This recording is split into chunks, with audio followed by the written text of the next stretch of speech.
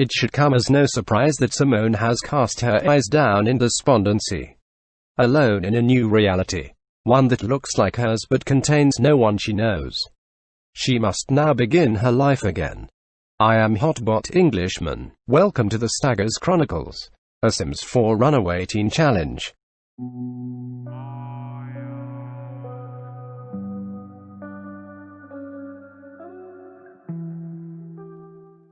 Welcome to a different Sims reality.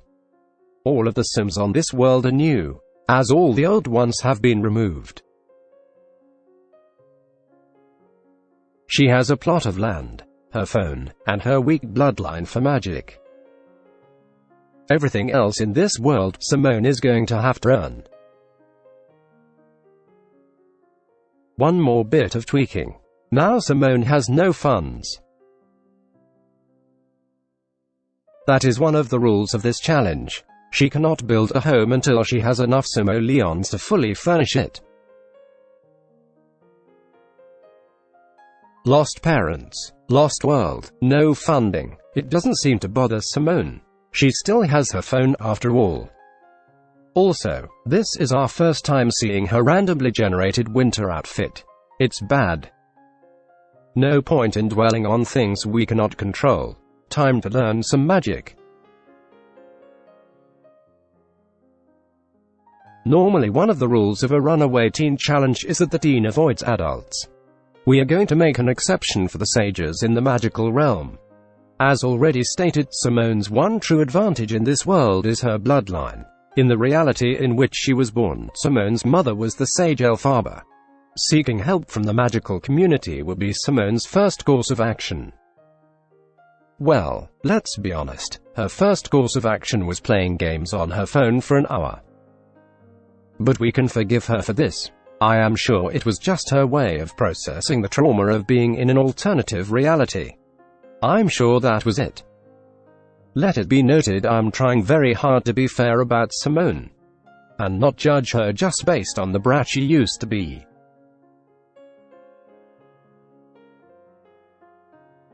As Simone arrived, a full moon shone above her. It was yet to be seen if this would lead to good fortune or no.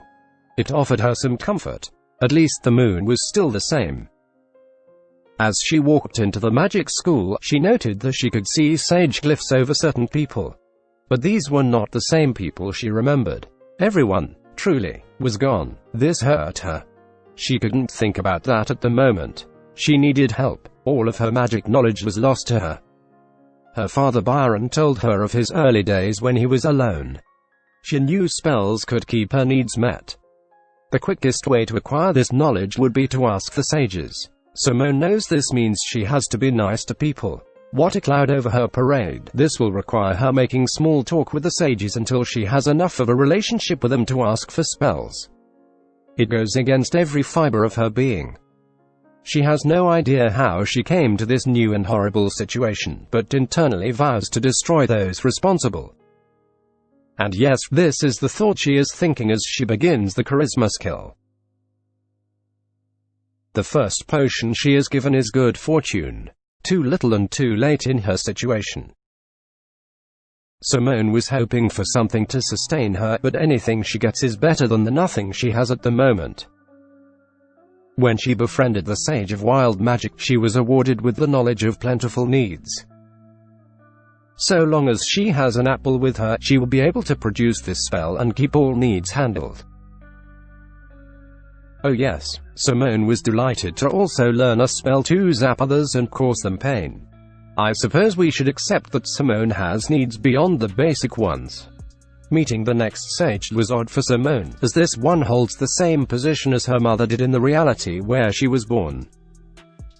More than ever, Simone felt a certain vulnerability and sadness as she spoke with him. In a strange way, this was the closest she would come to having family in this new place. The sage also seemed to sense their connection. A friendship built easily between them. He even developed a sentiment for her. Simone was happy about this. She was also delighted when she learned spells to cause delirium and nausea. Honestly, why do those even exist? One would assume this magic school has existed for a long time. and people spent their talents learning to cause others to be sick. Really now, what a waste of effort. On that curious note, I suppose I should take my leave. We started with Simone connecting to the world of her mother, and we shall end with her diving into the world of her father. As in, dumpster diving. Simone has to get the funding for her home somehow. Next time, we'll see how successful she will be in her scavenging. Will she build a house? Will she be eaten by flies? Who can say? Well now, I suppose I, Hobbit Englishman, will be the one to say. After all, I narrate her adventures. On behalf of Walkhouse Productions, I bid you farewell, and happy simming.